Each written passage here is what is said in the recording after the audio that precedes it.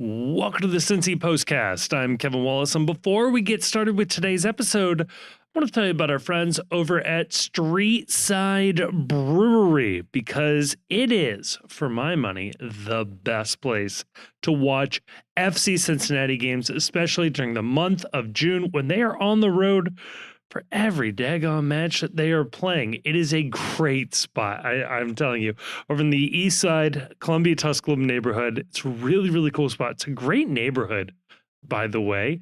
I actually used to live over there and can vouch for it 100%. Really cool spot they have over at Streetside. Amazing beers there as well. A huge variety. There's always a ton of really cool events going on there as well. Go check them out. Link is in the description of the episode. Go check them out. It's a really good time. Good food, good beers. It's a good hang.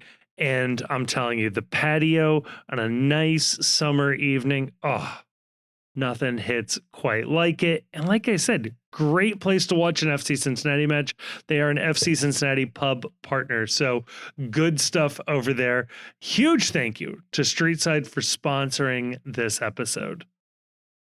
And on today's episode, oh my gosh, we recorded this immediately following the Montreal game. And my goodness, there is just so much going on in FC Cincinnati world right now. A win. We get to talk about a win. How cool is that? And then there was an MLS Players Association roster dump, some Marco Angulo news that really makes you happy to be a fan of FC Cincinnati.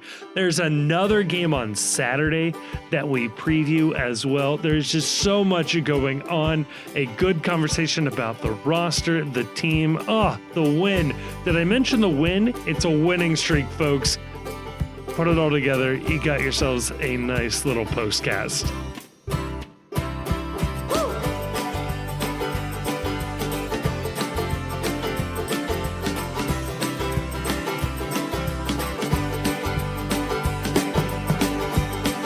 Joining me to talk about all of that and more, I am joined by two gentlemen who are once again excited to see a win.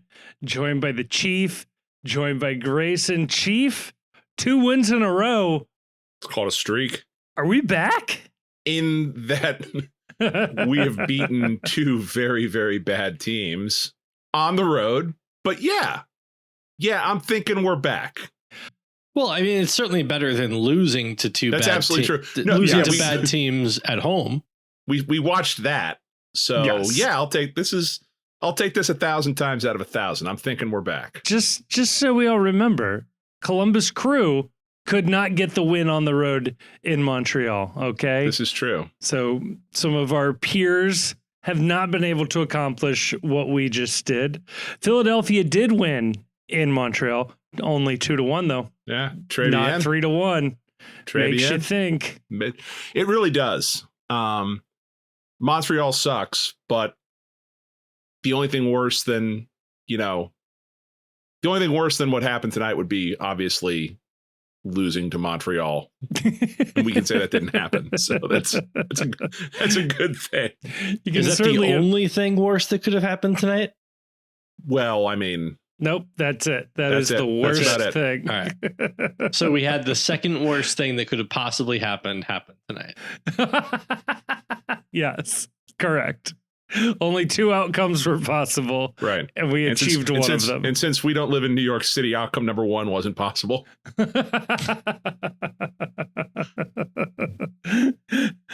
So FC Cincinnati, 2 wins in a row, hot on the heels of being elected to the All-Star game.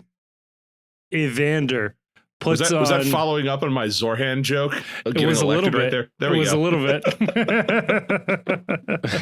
Dude, Buka would have made it with ranked choice voting. Right.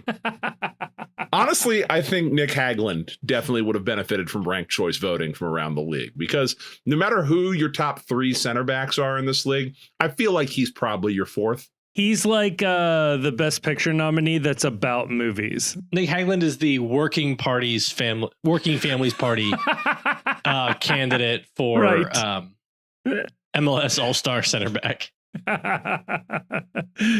You have to explain to people, no. It's like a real party. It just always endorse the Democrats. Yeah, it's for working families. Working families of the world unite. You have nothing to lose but your chains.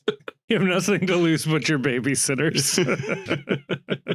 Nick Hagland, the people's champ, is what we're really saying right here. Yeah, he is the people's champ. Name another one. No. People's glorious center back, Nick Hagland. I love it. Actually, the people's champ is probably Kai Kamara, because he has actually scored for every team at this point. It's not their goal. It's not their goals. It's our goals. Correct. He is he's a publicly owned utility. That's what Kai Kamara is. He's like the pool goalkeeper. He's a publicly owned grocery store. Everybody eats. The margins aren't great, but everybody eats. No, the margins are not good, but everybody eats, and that's what matters. Oh my God. It's a weird win because it was boring, and yet it finished 3-1. Chief, help me square this circle.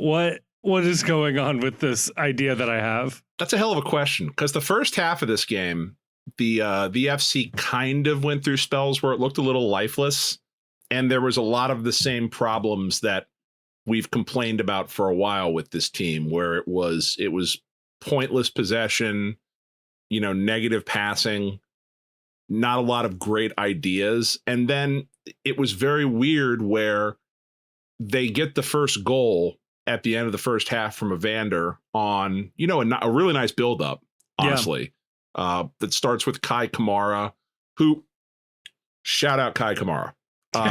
Good hold-up play there. Yeah. Just another game where he's the most unselfish player on this team in terms of he does very, very good work, dirty work off the ball.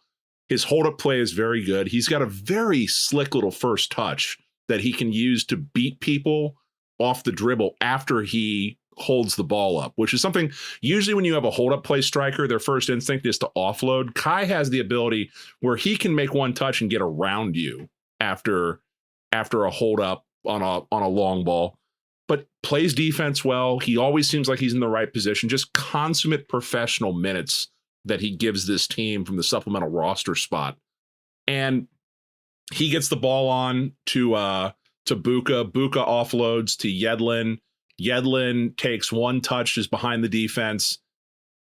And then, we can debate whether or not Yedlin's cross was going for Luca Orishano or Evander. But the point is he hit it with authority. Yes. And he hit it towards two people that were wide open. Yes. Evander went all my touchdown, grabs the ball out of midair, shot, goal. And then as soon as that goal hits, it's almost like for the second half, this team went into like the best form of cruise control. Yeah. Where it felt like the entire game felt like it was going in slow motion, except that they were going at like normal speed and Montreal was really just going through it. Yeah. Yeah, I think that's correct. That Montreal's spirit was broken. They had a couple of decent breakaways here and there, absolutely, and every team is going to have those. Like it's extremely rare when another team or when a team in a game of soccer does not get an opportunity to score. We saw that in the Club World Cup where Auckland City scored against Boca Juniors. Okay, sometimes it happens. I do want people to sort of like take a breath sometimes when the opposing team gets a shot off. But yeah, FC Cincinnati dominated this game, controlled this game, and didn't look as threatening the entire time as I think all would have wanted, but showed enough that they were absolutely trying. Evander was close on a few. Denke absolutely should have had a couple in this one. At least one. Yeah. And still, it's just Montreal was just like not a competitive opponent, I think is how I would look at this. Yeah, they there's a vibe around Montreal that reminded me of the Nykamp era FC Cincinnati, where it doesn't look like it's playing the same. It doesn't look like it's on the same level that you need to win consistently. And there's a good piece here and there. I think Prince Owusu is a very good player that Miazga had in his back pocket for 89 of the 90 minutes in this game. Famously a 90-minute game, unfortunately. But they just don't look the quality of, an MLS side, which makes it even more inexplicable that they beat Houston in Houston a couple weeks ago. Right. One of their better pieces, though, Chief, just to keep piling on there, Nathan Salabia? Am I saying that correctly? Yeah, Canadian international. He is about to be sold to Anderlecht. So, one of their only two good players is often being sold. So that's great. Yeah, I definitely got that vibe. Yeah. So I think the first question to ask about this game before we really dive into the second half where the more fun was is lineup comes out. Kevin, you have that in front of you? I do. So the lineup in this one was, one, if you remember the last lineup you saw, folks, is the exact same lineup. It was Roman Celentano in goal, Lucas Angle as your left center back, Matt Miazga and Gilberto Flores on the right side of the back line, DeAndre Yedlin, the right wing back, Luca Orishano, the left wing back, Wobodo and Buka in the midfield with Evander ahead of them, and Kevin Denke and Kai Kamara up top. This is the 11, right? Other than Miles Robinson taking the place of Flores when he gets back from international duty, this is the 11 at this point. We have to assume, right? It's either Robinson comes in for Angle or Flores. It's probably Flores. I think you're right, but I think he could go either spot and it would make sense. And I think we all sort of assumed that maybe Sergio Santos was the starter and he was hurt last time out. But he is hurt this time out, right? Didn't they say that he picked up a knock or he had a knock and he was let in training? They've done this fun thing where it's like everybody's available in one training and then the next day Sergio Santos has a knock. Right. Picked up a knock. Well, he was hurt before. You said he was okay. Will he get hurt again? Right. I don't know. Kubo has lived this life for years. I don't believe anything anybody says to me at this point. I know AI be that way. Chief, we went for the same joke. I love it. And thanks to the big, beautiful bill, there'll be no regulation on that for 10 years. So get used to the mistrust, fellas. Have we ever done that before? Just singled out an industry and said, no regulations for a set amount of time?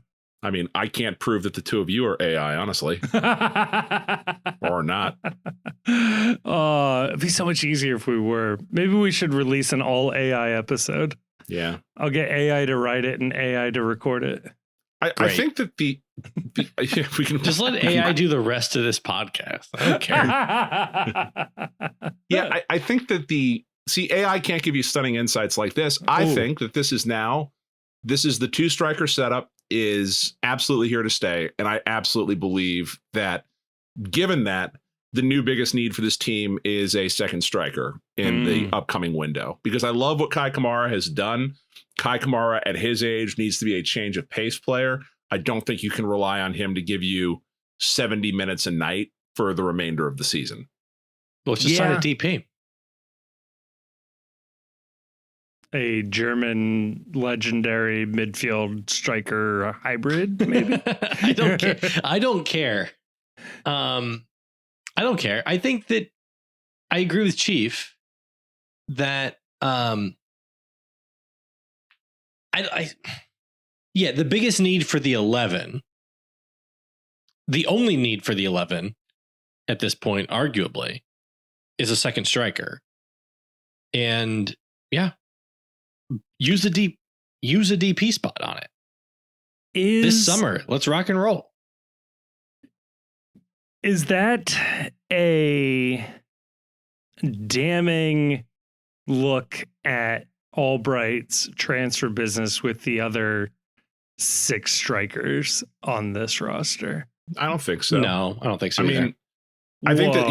if you look at the strikers that are on the roster right now, all of those strikers predate the addition of Kevin Denke, and most of this team, most of the people in the striker room were brought in to play alongside Aaron Bupenza. He's just a different player than Kevin Denke is, and it seems like the it's in right now. I think we have enough evidence to conclude, and I think the coaching staff clearly has enough evidence to conclude that what plays best next to Kevin Denke is a hold-up play striker that can give Kevin the freedom to be a little more fluid in his motion, to track back a little further, to get involved in the build-up. Kevin likes to go out wide from time to time to receive the ball.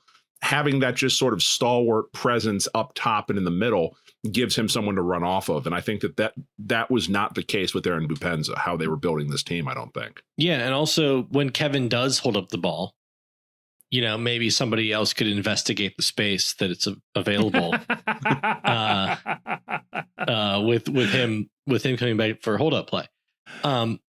But yeah, like I don't think it's a thing. I don't think it's damning. I just think it's a problem that you have, and we'll touch on this a little bit in part 2, but a lot of roster spend in Kubo, Baird, and Santos in particular, and a 40-year-old off the street walks into the starting 11, and we're immediately saying we need to find another striker. There's almost $3 million in salary spend at the striker position that's not named Kevin Denke. That's even before you consider whether or not Luca Orishano is or was supposed to be up there. And I'll throw Datto's name in the ring, just that you have a proven commodity that you're refusing to play. I don't know. It's a weird roster build. So I agree it's a weird roster build. It does feel like there's a lot of like square pegs in round holes on the roster, or Legos from different sets on the roster. A couple of mega blocks got mixed in. Duplos.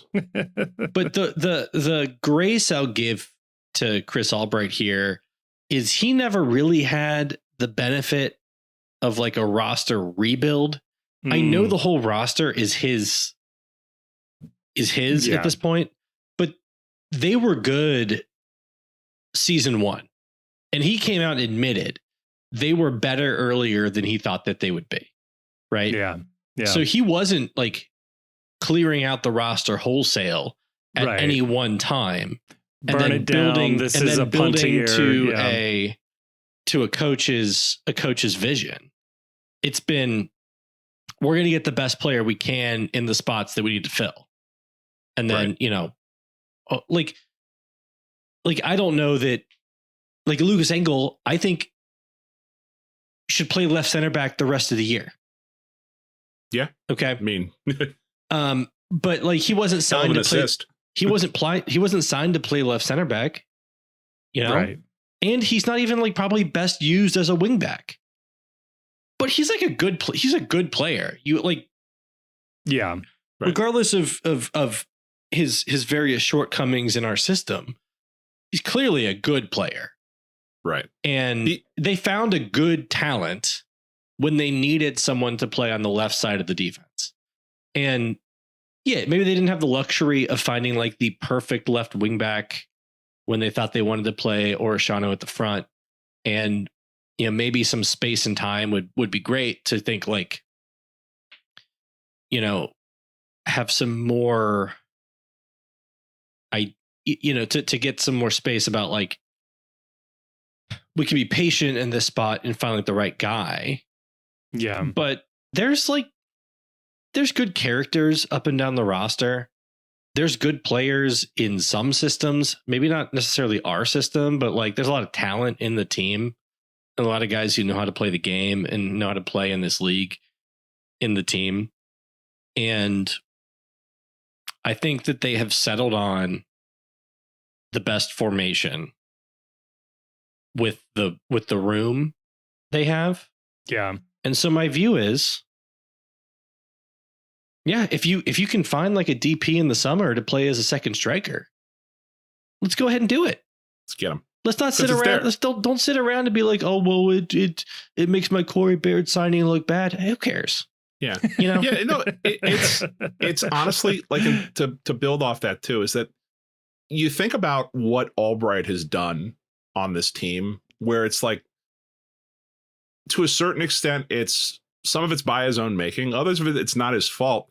The team has unfortunately drifted kind of from crisis to crisis while staying good. Yeah. So, you signed Bopenza because you need someone available right now to push this team over the edge in the Supporters Shield race. And they take a chance on character to get a guy who could come in and be available and score goals immediately. And it doesn't work out. You know what? Whatever. And so now you're in a position where you're looking for another striker. You have Lucho Acosta that you inherit. You build a system around him that is incredibly effective, again, wins a trophy. And I think everyone gets blindsided that he nopes out in the middle of the winter right after the season ends. And so then you have to go to Evander, and Evander, great player.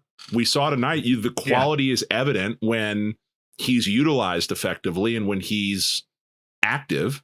But he's not Lucho, and so now it requires a completely different set of skill sets to play around him that's different than what you were building for when Lucho was there. And it's Grayson's point. The easiest thing in the world to do would be Lucho is gone. We built this team around Lucho. It's time to tear this down to the studs, or it's going to be a rebuilding year until we figure out what we're doing. But instead, they were like, who's available? 12 million for Evander? Yeah, we'll get him in here. We'll figure the rest of it out as we go along. And you know what? It's fucking awesome. Like you watch this Montreal team that is an absolute no ambition team. It is no DPs, ambition, right? No ambition, $13 million roster. I don't think they have any DPs. I think $11 million roster.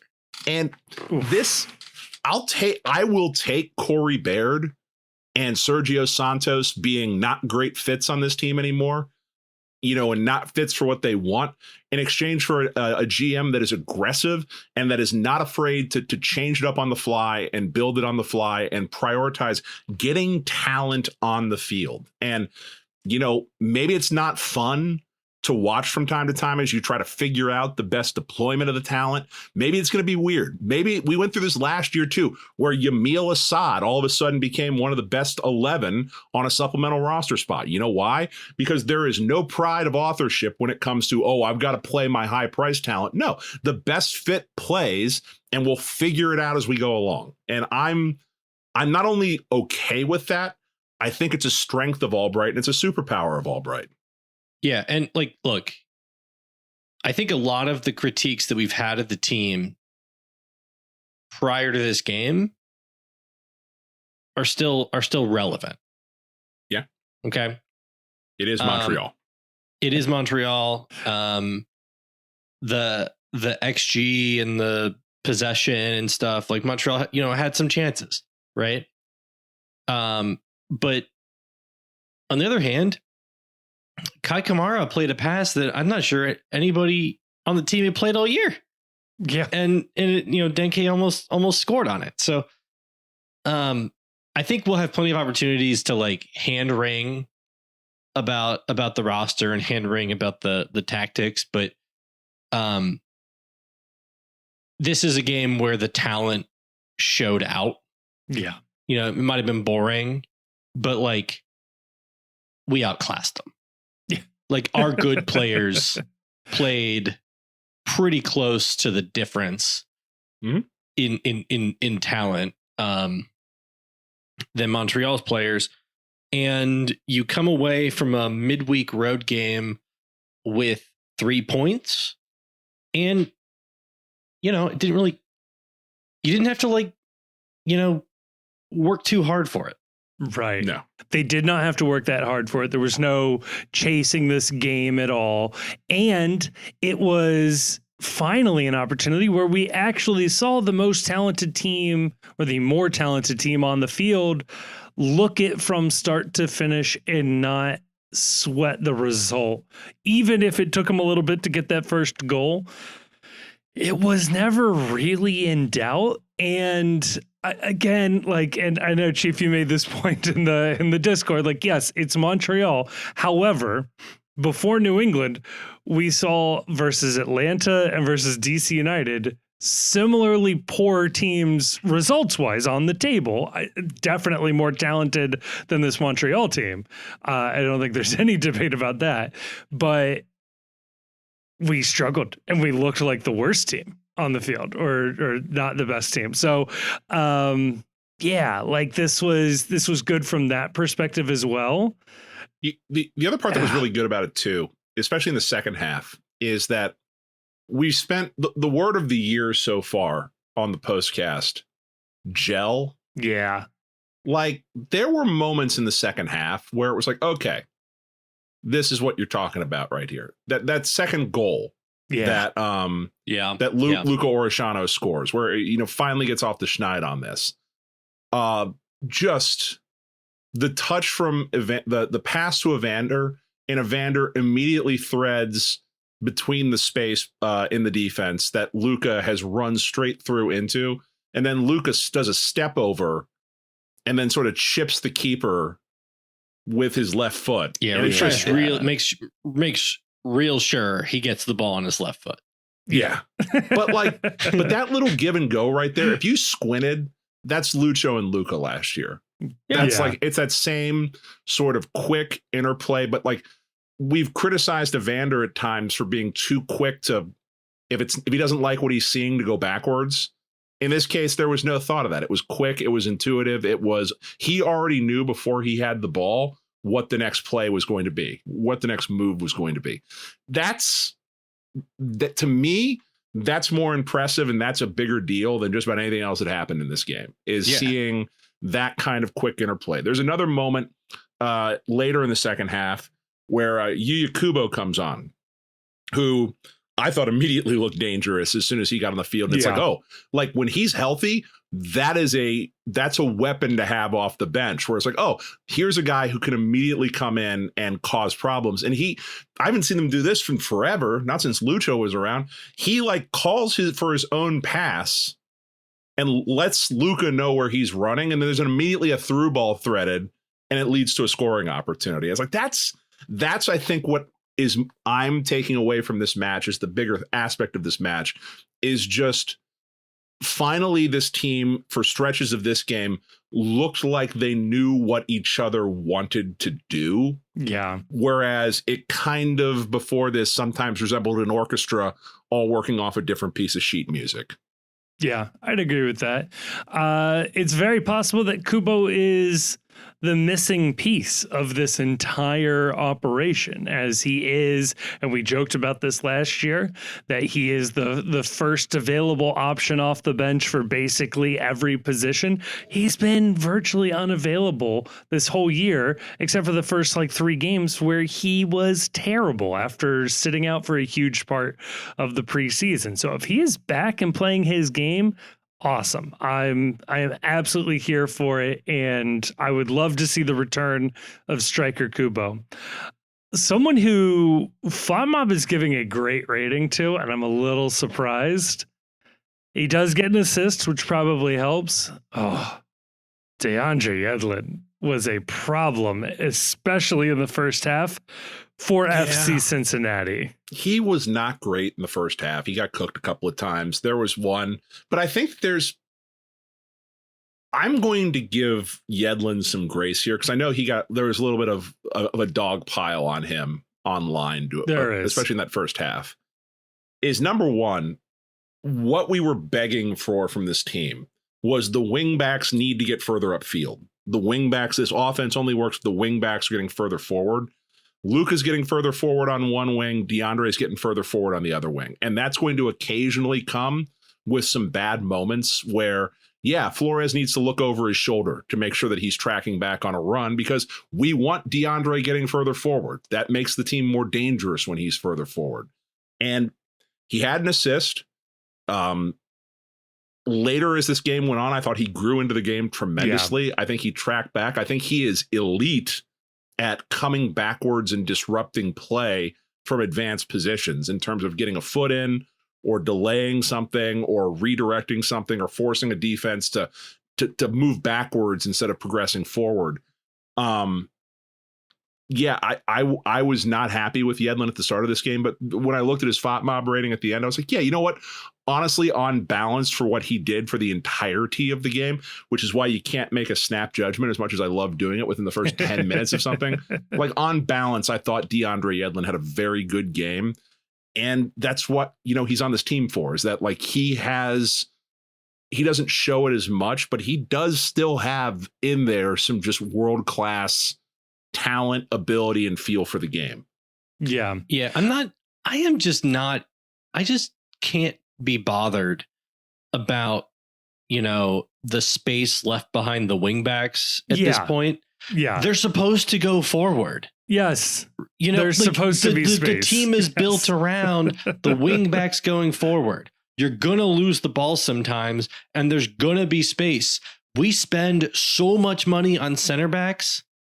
We have Obi, or Brian Anunga. Well, like everybody on the team should know that when the wingbacks go forward, there's going to be space behind them. Yeah. Keep your head on a swivel. It is on the center backs and Obi or Anunga or whoever's in that spot to cover. Yeah. Like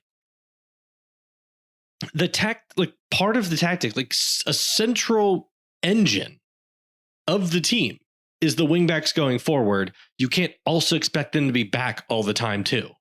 And it's one thing to criticize their defense when like the team is playing compact and like in their box and the other team is like, playing in possession and we have everybody back, Yeah. I just can't be bothered to care about the space left behind the wingbacks. Yeah. And it's going to be there sometimes, but it's on the other players to cover that. Yeah, I would agree with you. Or let's just play it back four. Right. My complaint with Yedlin specifically was poor giveaways and in particular dangerous giveaways. Yeah, but that's a complaint that's a complaint of a lot of players. I think that's a complaint with Angle too. I think Angle plays way too many soft passes where he doesn't put enough mustard on the ball, and it leads to some dangerous situations. Like, Orishano's going to give the ball away sometimes because he tries stuff. Yeah. I'm not worried about that because like Yedlin brings in a moment when you need something. Yedlin is a guy that does something, and you watch this Montreal team or you watch a lot of MLS teams. There's a lot of other teams out there that have guys that just don't give you anything that Yedlin will give you. Mm-hmm. And every person in this league outside of maybe like 3 or 4 guys has negatives that you just have to deal with. We just watch ours every single week and we get a little blinded to the fact that every team deals with stuff like this. Every team has a guy that you get frustrated when he gives the ball away, except he doesn't have the top end ability of a DeAndre Yedlin either. Right. I will give you a real I coach youth soccer critique of DeAndre Yedlin. Feel like most of the time his throw-ins are illegal. And I would love like a youth referee to chime in on this. There's a lot of like his right hand going behind the ball and he throws like a spinning rocket over his head. It just looks extremely illegal. So I would love somebody else. from watching Last Place FC Cincinnati. Yes. That they only call illegal throws on you when you suck. Yeah, when you're a bad team. Like it's just a penalty for being a bad team. I'm pretty sure the only illegal throws I've ever seen in my entire life live were like the 2019 through 2021 FC Cincinnati teams. I would love to think that it was a coaching issue. That Stom was like, no. These worked in England. These worked in Italy. You got to try these. I just think when you suck, ref is just like, no, we're not. Right. I'm not watching you guys hold the ball.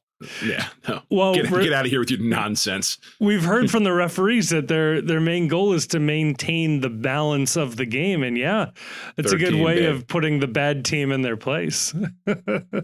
So other thing I want to give a shout out to in this game, Lucas Angle, we talked about him before. I agree with Grayson, locked on third center back on this team. The adventure forward by a center back. We saw it with Yerson Mosquera quite frequently during the Supporters Shield winning year. We occasionally you would see teenage Adebayo who, they might need to put an APB out or put on the side of a milk carton at this point for his whereabouts.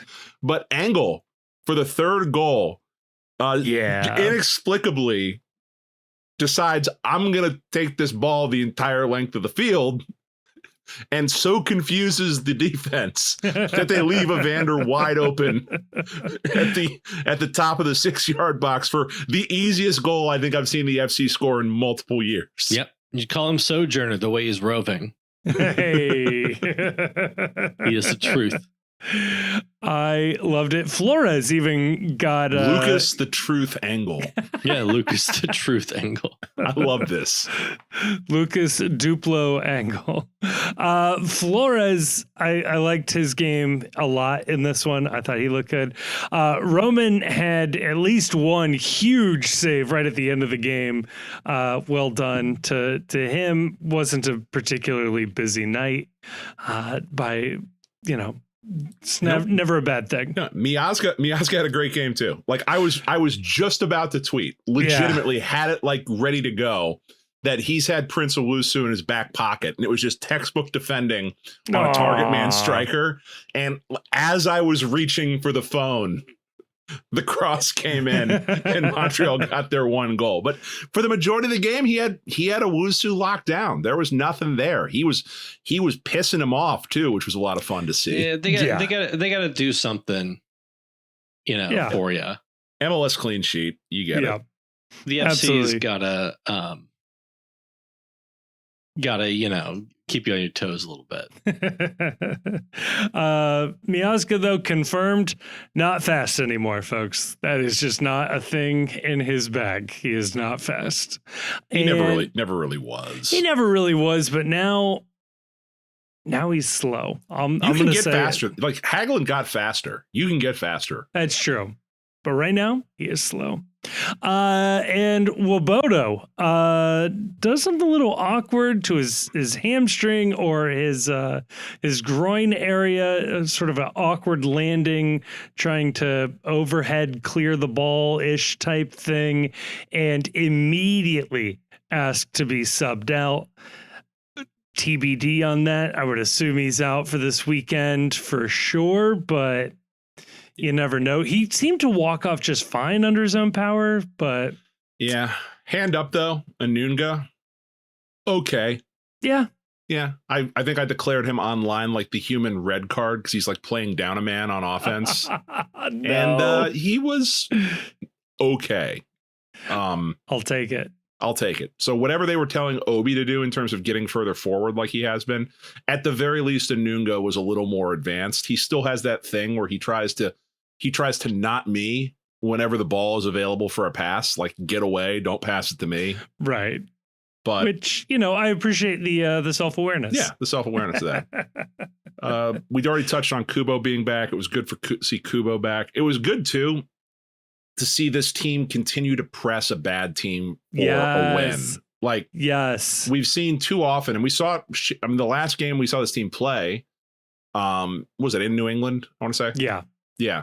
Where at the 60th minute or the 65th minute, it was like, all right, time to bunker. We're going to take our 1-0 win and move on. And here, back it in. They kept pressing. They kept a high line. They kept a high press on.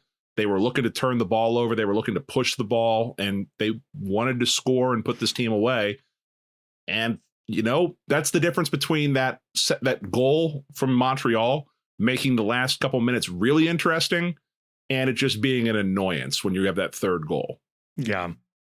I completely agree. It's a solid win for the FC. Everything is looking good and up, I would say, pending Obi's injury there. So yeah, well done, everybody. Let's head on over to part 2. Let's touch on a couple of pieces of FCC news, and then we'll look ahead to the weekend.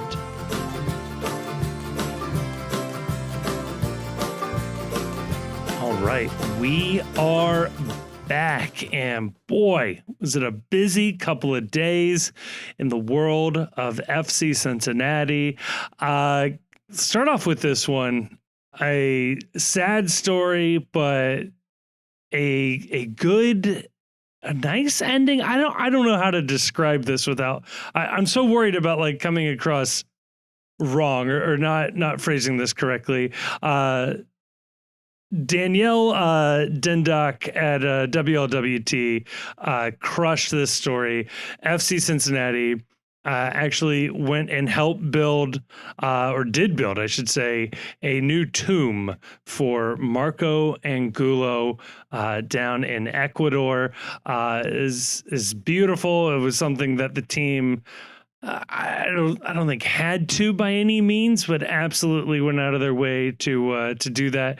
Angulo, if you don't remember, was an FC Cincinnati player. He was out on loan in Ecuador at the time of his horrific car collision that ultimately took his life a couple of days later.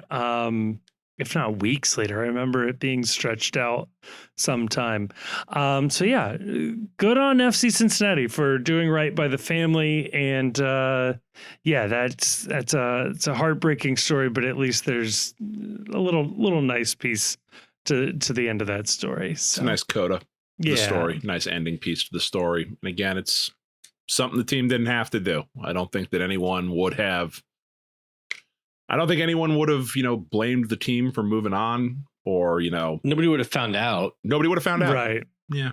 But like, that's, it makes you feel better about being a fan. Yeah. Which is cool. Yeah. Yeah. Yeah. It was a little wild. Went to the Salzburg Pachuca game with my dad, and it was very not crowded during that game when we were walking around. They had a nice mural behind the Bailey of the Supporter Shield presentation trophy behind the Bailey. It has the whole team and all their photos there, and it was kind of shocking to think that two of the guys who are pretty close to the front and center of that photo are both no longer with us, in Bupenza and Angulo, just from that trophy winning team. It's shocking that two members of that team are no longer with us. So crazy. Shocking that this was only 2 years ago. Like, right. Like that team feels so long ago. Yeah. Yeah. That's fair. I mean, it ties back into the point Grayson was making earlier about rebuilding on the fly and the way the roster has gone on the fly. There's what? Of the starting 11 right now, it's just Celentano, Miazga, and Obi that are still around from the Supporter Shield team. Yeah. And like, of the people getting regular minutes, like Santos and Kubo. Yeah, right. Like, yeah, no, but that's one of those ones where, yeah, it that feels like an eternity ago. Wait, does Roman not count? I said Roman. He said Roman. Yeah. Who didn't count? Steven Jimenez. Shame on you. Is he still on the team? Yes. Apparently. In fact, Chief, he is making $104,000 this year. How old is he? Because I know when is his contract up? Because if we sign him to another deal, we owe DC a lot of GAM. Oh no. he is 18 years old. Wow. Just turned. Wait, hold on. Yesterday. Whoa! Yesterday was his happy birthday. Hey, Feliz cumpleaños. Yeah, yesterday was his 18th birthday. He is now a man. You can make fun of him now. I don't know. His Oche Añera. DAC Ocho Añera. Yeah. Ochenta. His contract expires the end of this year. So adios. See ya. We don't have the GAM to spare to. We have options for 2 years. We have two options. I don't know. They're both let him go though. So no. We have the option to let him go in 26. Let him go in 27. I'm sure he's a nice kid. I wouldn't know it because he never plays. But. I mean, this is the thing. It's like if Dotto can't even get minutes, who again was like the only offensive output there for a little bit. Stefan Sharilla, who is like, the acclaimed academy product. They can't get minutes. Jimenez is just like a good academy player, I guess. Here's the weird thing about Steven, right? Yeah. Is he was signed so young. Yeah. That like, it feels like he still might be a good player at some point. Well, it feels like he's been like a project or in the pipeline for a long time. Right. Because he kind of has. Right. But also he's 18.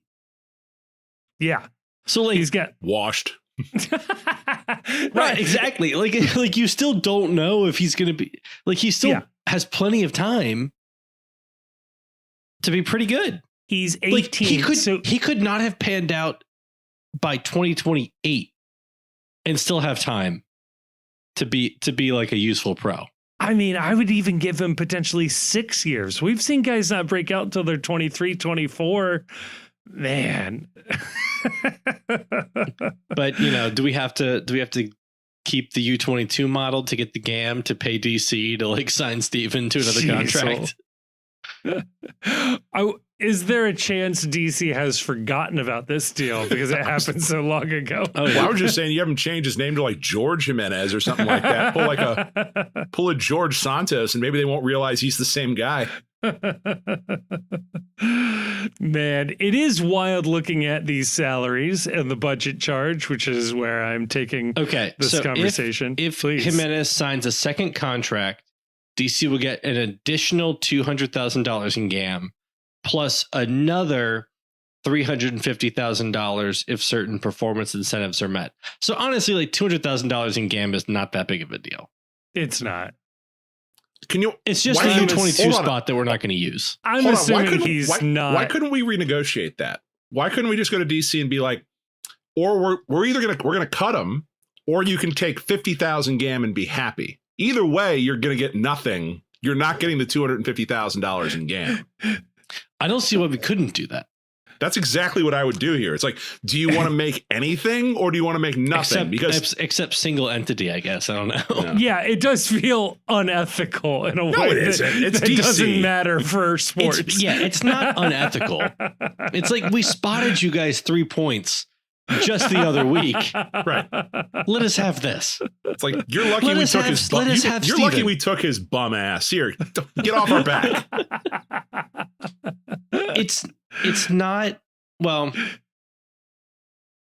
I guess it depends on your philosophy, but I do believe in the efficient breach. Same. I absolutely do too.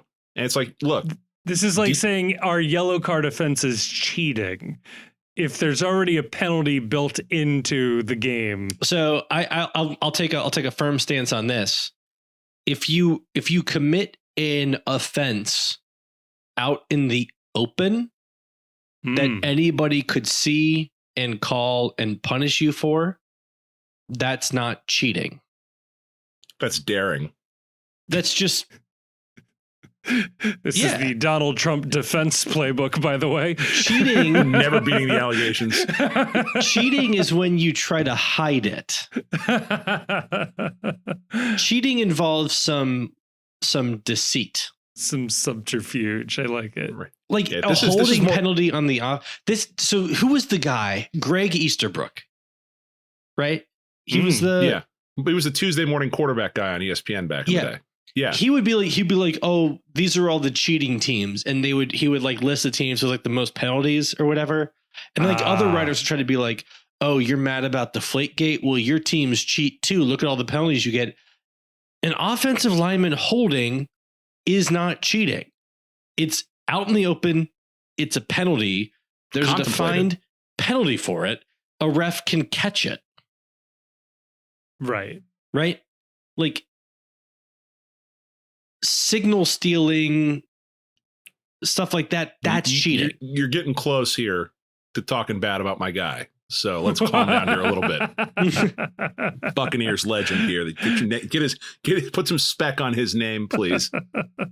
It's like remember that Mitt Romney story where they were like, which one? The car dog on the roof of the car? The boat where he got like the fine. and I don't remember he this. got, I was he, like, thinking got, of the he like, dog. got in trouble. He was out in whatever New England port where they keep their boat, and like the weather was bad, and they were about to take their boat out, and the like harbor master or whatever the person is came out and was like, "Oh, you can't take your boat out. The weather's bad. It's a $500 fine to be out right now." And like Romney heard that, and he's like, "Oh, it cost me $500 to take my boat out." Right. So he took his boat out, came back, paid the fine. Yeah. And people were like, "Oh, this is a scandal."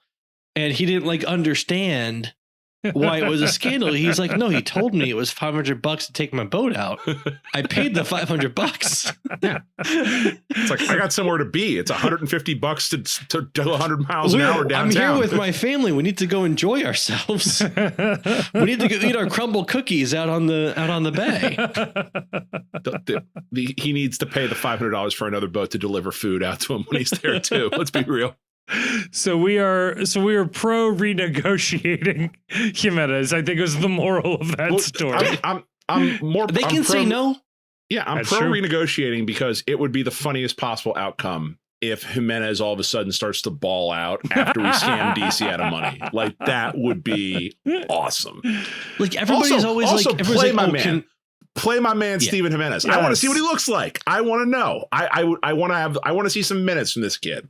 People are always like, "Oh, can I do this?" And it's like, Yeah, there's consequences, but you can might do have to it. pay some money because you did it, but Right. yeah, you can do it. Yeah. Can they do that? Well, Yeah. yeah, until you stop Yeah. them. Right. Can they really do this? It's like, yeah, it could get expensive down the road if you have a problem with it. Anybody can do anything till somebody stops them. Right. Ultimately, the monopoly on violence that's held by the U.S. government comes into play, but until then, we're all golden.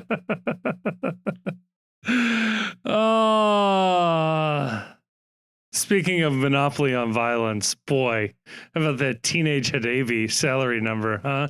Yeah, it's another one where I'm not fired up about it. And I'm not fired up about it because this team was desperately attempting to find center backs last year. They did what they had to do to fix the problem. And then everyone wants to say, "Oh, they traded the wrong guy. They traded the wrong guy." It's not, no, they traded the guy that had value.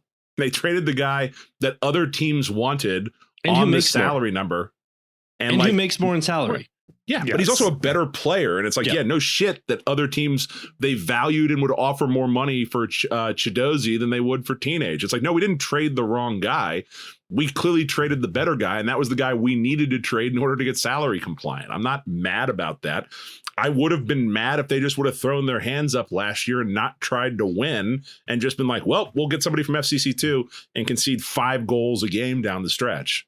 And Kevin, what you're referring to is that the MLS Players Association finally released Yes. the player salaries, which, by the way, if you look at the list, it says as of May 23rd, 2025, means they've sat on these for a month. What were they doing? And didn't even update you could have just updated the date.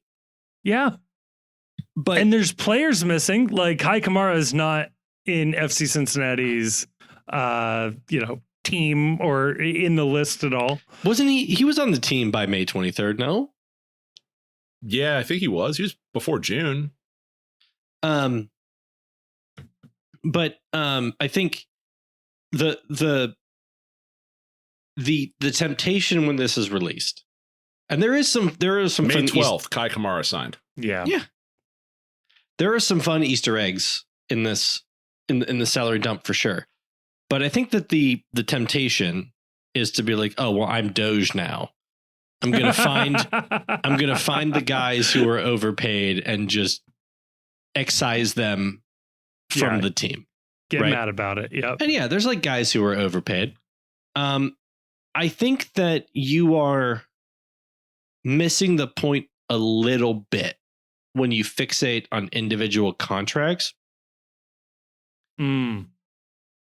I think what matters is there's a team and there's an overall use of resources in building the roster of the team.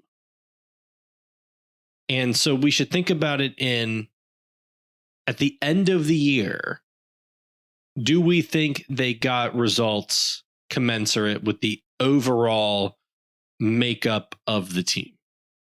If they did, then who cares if Sergio Santos is overpaid? Right. If they didn't, it's not because Sergio Santos was overpaid.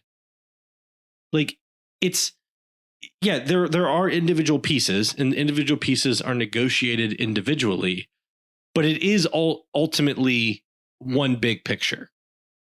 And the picture should look good. And that's all I care about. Like, I don't care if, like, maybe they should have done like this shade of blue over here. Not to go back to segment 1 on Twitter, new quote from Prince Owusu in the post-game press conference. Asked about what did Cincinnati do today. Not much. We gave them goals. They didn't play their best game. They're a bit lucky to leave here with the win today. Ooh. Sometimes I feel like we respect them too much. Yeah, probably. Yeah, probably. Thanks. I wouldn't have given us 3 goals either. Sucks to suck.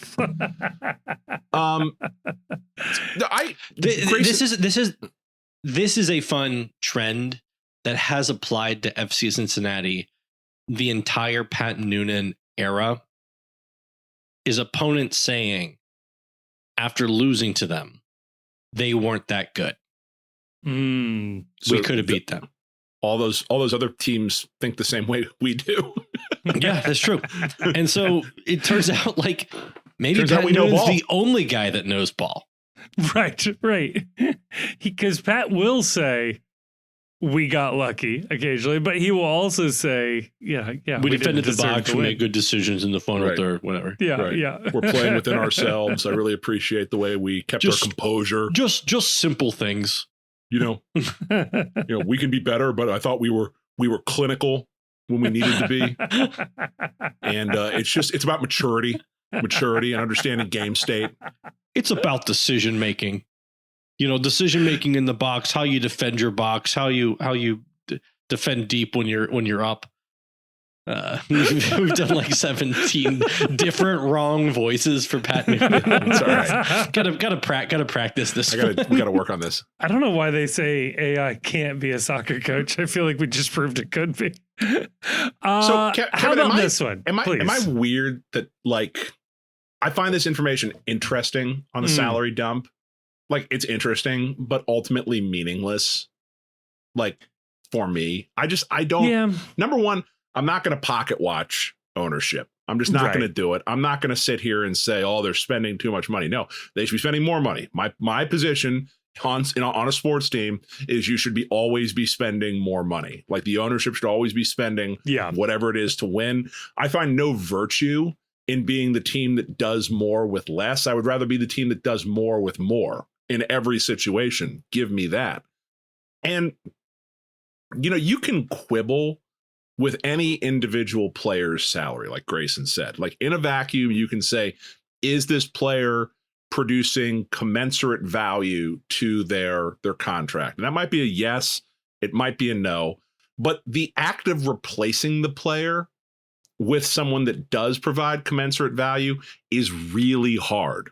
Like the alignment isn't there for every player in this league. And we just notice this a lot more again, because we watch this team week after week and we get frustrated that insert player here is making this much money and not providing the value that theoretical other player that we can't imagine in that salary spot might provide. And you could cut Sergio Santos tomorrow, get $1 million and get a player that's worse than Sergio Santos. It has happened frequently during the course of this league's history. It has happened frequently in this team's history that we have paid $1 million for a player who sucks.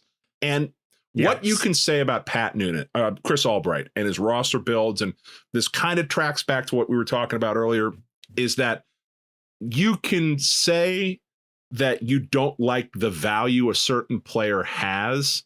What's remarkable about this FC Cincinnati team, and it has been true for just about every team since Chris Albright got here, there's no one on the roster where you're like, this guy is actively hurting the team.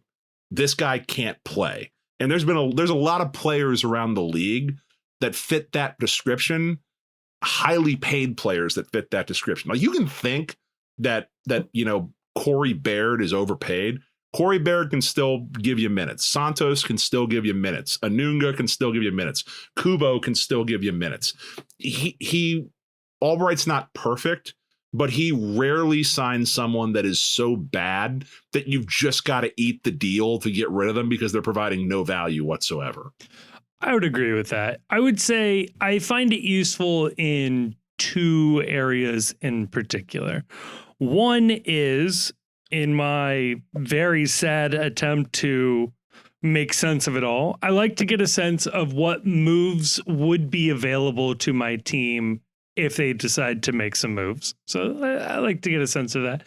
But the other one is I do think there is some value to Doge watching this. I'm not going to pocket watch. I'm absolutely not upset with the amount of spend, the level of spend, or the willingness to have a top 5 spend on player salary at all. Absolutely love that. But what I can say is that if Sergio Santos was cut today on the field, it would not impact FC Cincinnati. He has made a couple of good plays. Absolutely. He's good for about 2 goals a year and 2 assists. For how much he is being paid, I would be willing to re-roll the dice to see if there's another player for the same amount of money that you couldn't get 5 goals a year and 2 assists. Well, I think this is interesting, but we should put a pin in this entire conversation because a piece of information just came across the news desk here. Uh-oh. So apparently, Columbus Crew player Marcelo Herrera. Oh, have you just seen this? Scored a goal in the 23rd minute. I'm so mad, game, Grayson. And he put his shirt up and over his head. Yes. To reveal what I assume is a picture of his parents. It's something. And I don't give a shit what it's a picture of. It is identical to what Kevin Denke did. And Herrera did not get a yellow card. He did get a yellow card later in the game, but he did not get a yellow card for this goal celebration in the 23rd minute. And I do want to point out a couple of things. Going back to the, for people who may not remember, Kevin Denke revealed an undershirt that said R.I.P. Bupenza number 9 after Aaron Bupenza died, and he received a yellow card for that goal commemoration. There were people who said with a straight face that it was an automatic yellow card. Always. Yep. For what was done. The refs, when they were asked about it, did not say it was automatic. They said it was cardable, which I took at the time, and we took a position on this podcast at the time, that means that the ref made a discretionary decision to card Kevin Denke for marking the death of Aaron Bupenza. Oh. This further underscores that the people who rushed to the defense of the referee that said he had no choice but to give Kevin Denke a yellow card were wrong. Unequivocally wrong. Because it's the exact same thing. No yellow card. And so, once again, I'm asking people, when something insane happens, don't immediately rush to the defense of the perpetrators, of the people who made the dumb decision. You don't have to hand it to ISIS. Referees, obviously, same thing. And so, this is really, it's really annoying. And it's one of the things that sometimes frustrates me in the fan base is there can be kind of a rush to no, we deserved this. Right. To be overly fair, and you just shouldn't do that. Because every single time somebody has told me that's always a card, that's always a penalty, that's always called this way, that's always this, that, or the other. You find the exact same thing not done that way.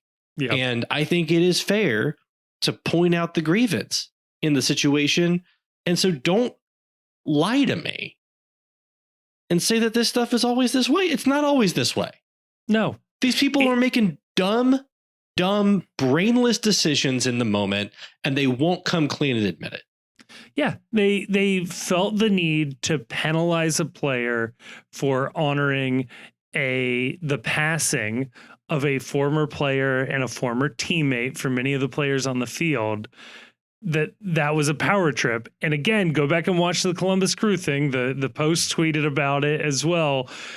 The moment, the series of events is nearly identical, where the shirt gets kind of caught on his forehead on the way over. So you cannot even argue that the ref saw them wear it as a hat for a second or something, because the rule makes some mention of like wearing it as a hat or something like that. So yeah, geez, old Pete, just gross.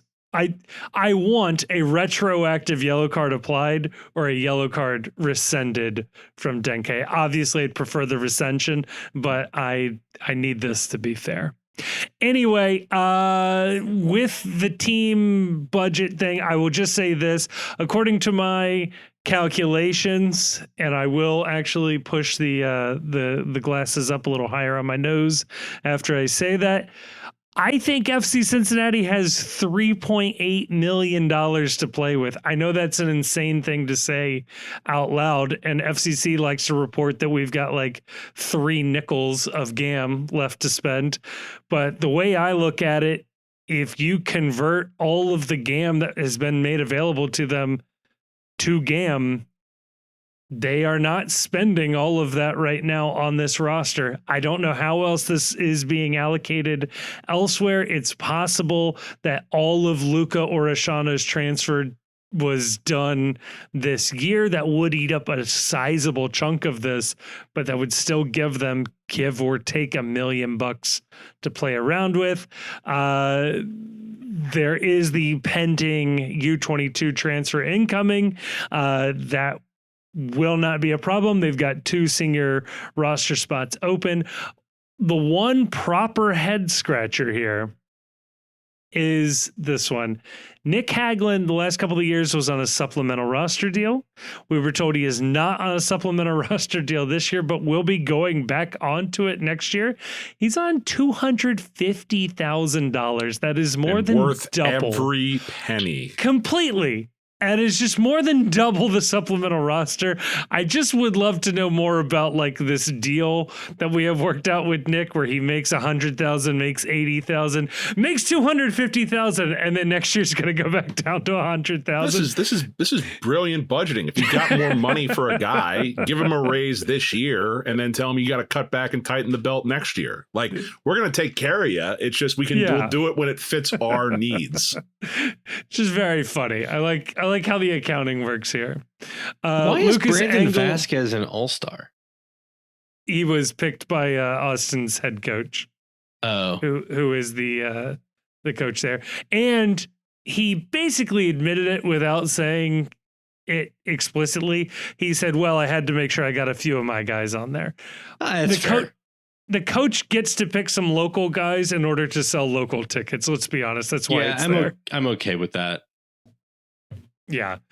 Denke getting snubbed for Brandon Vasquez and Ajiman, who has been not good in the league. Very funny. But that's a World's GAM topic. Anything else on this? No. No? All right. Let's head on over to part 3. Let's look ahead to the weekend quickly, and we'll get you out of here.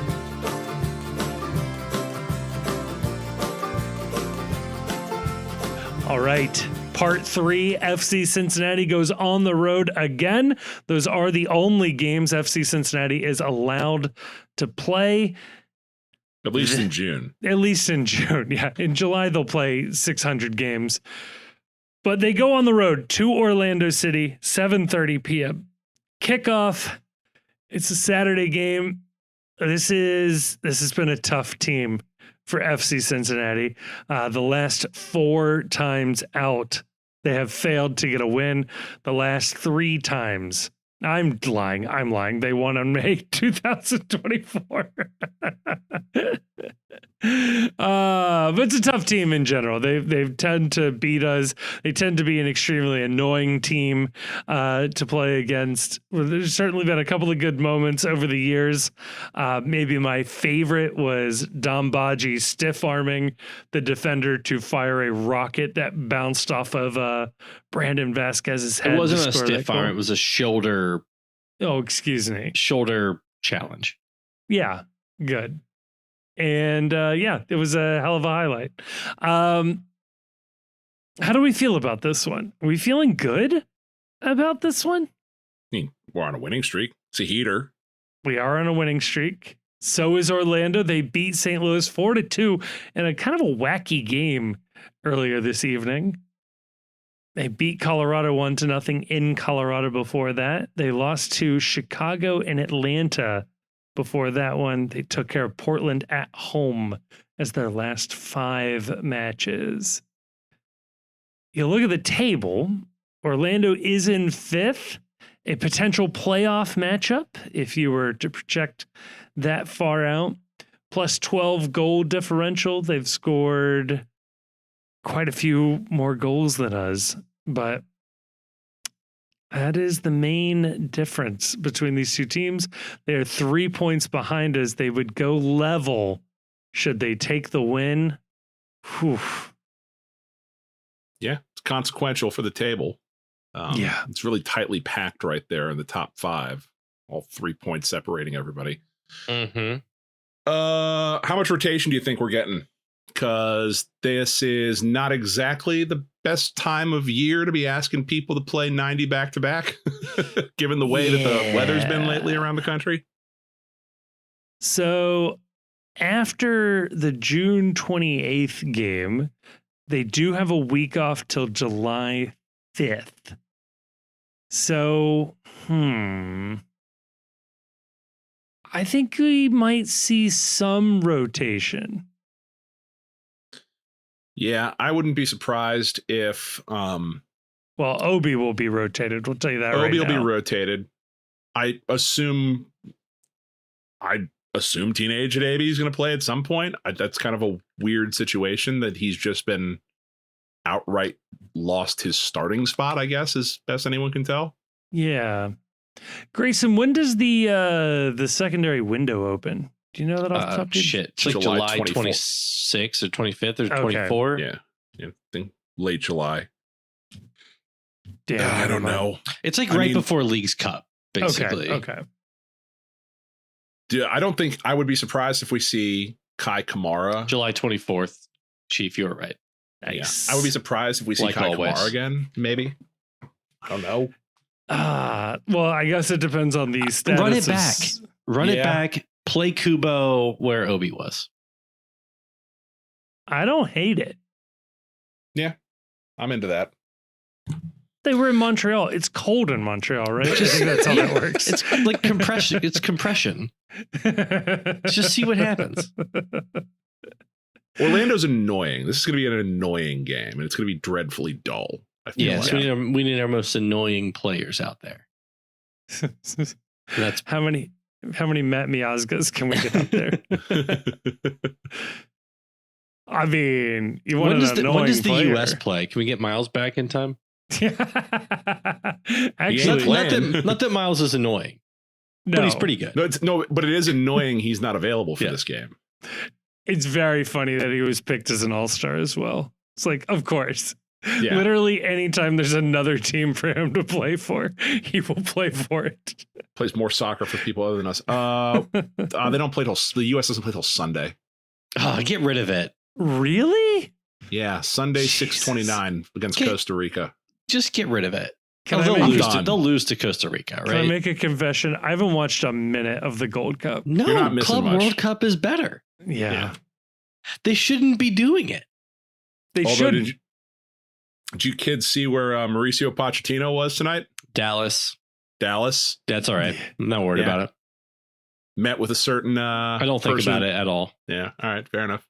It's very funny that Lucho Acosta went from the captain of the All-Star team for the last 2 years to not making the All-Star team.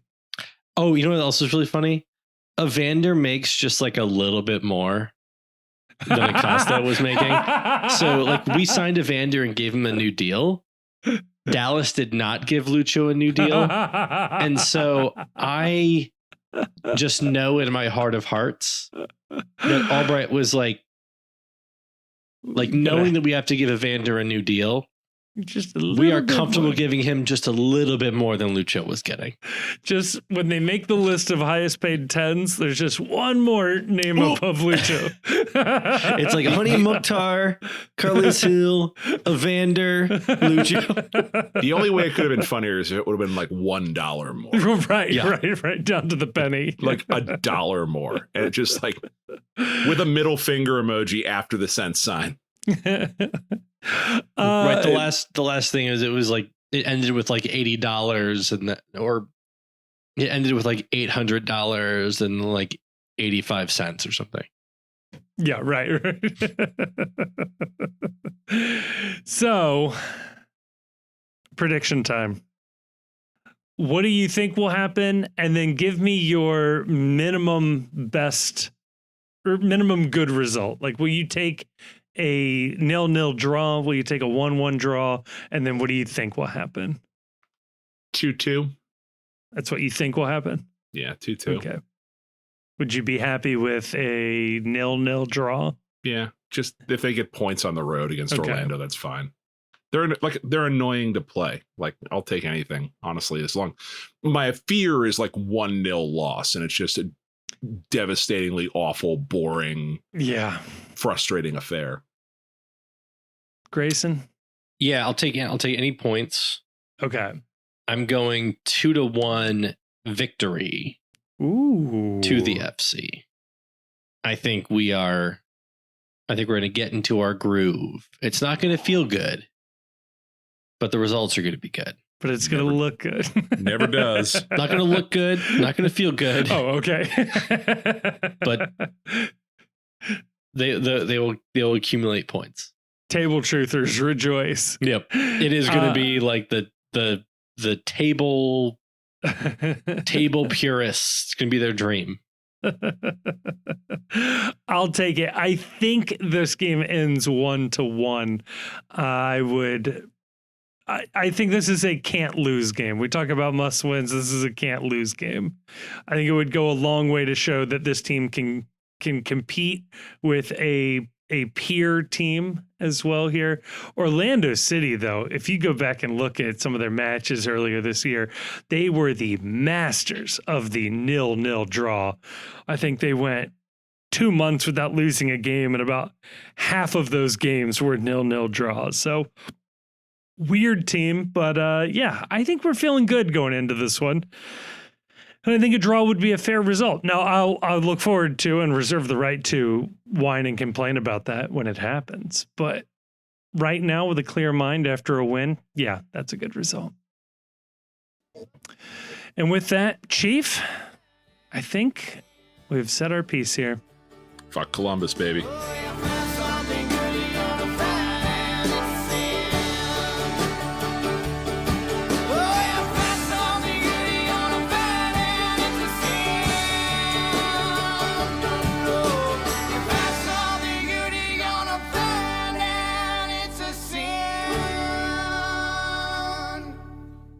The Cincy Postcast is a production of The Post Cincy. You can check us out online at thepostcincy.com. You can also follow us on Twitter and Blue Sky, Facebook, and Instagram. Twitter and Blue Sky, though, you'll find we're a little more active than the other places. We're also on YouTube, where you can listen to this episode if you aren't listening to it already. We are also putting up video content semi-regularly, including the Away Days series. We want to give a huge thank you to Jim Trace and the Makers for providing the music for this episode. They are a lovely band, and you can find more information out about them in the description of this episode. And if you happen to enjoy what you just heard, can I please ask that you like us, that you rate us on whatever app you're listening to, and maybe more importantly than all of that, share this episode with a friend. When it comes up at work, you're talking about FC Cincinnati. I say, hey, I listened to an FC Cincinnati podcast. I think you guys will like it. It would really, really help us out. Nothing helps a podcast travel more than a good recommendation from a friend, family member. That would be awesome. When it comes to the sorting algorithms that control our lives, a 5-star review would be much appreciated. Also, leaving a sort of written review weirdly does more than that. That's how the algorithms work. So maybe say a nice or a mean thing, whatever. Just as long as you give us 5 stars, that'll really, really, really help us out. And if you are looking for more MLS content, check out our other podcast, The World's Gam. Again, a link will be in the description of this episode. That is where we touch on league-wide storylines and news, and we talk about other games and a couple other teams in there as well. I think you will enjoy it if you are just dipping your toes into Major League Soccer. A huge thank you to all of our sponsors, a even bigger thank you to all of our patrons over at Patreon, but maybe most importantly, thank you for listening to this episode.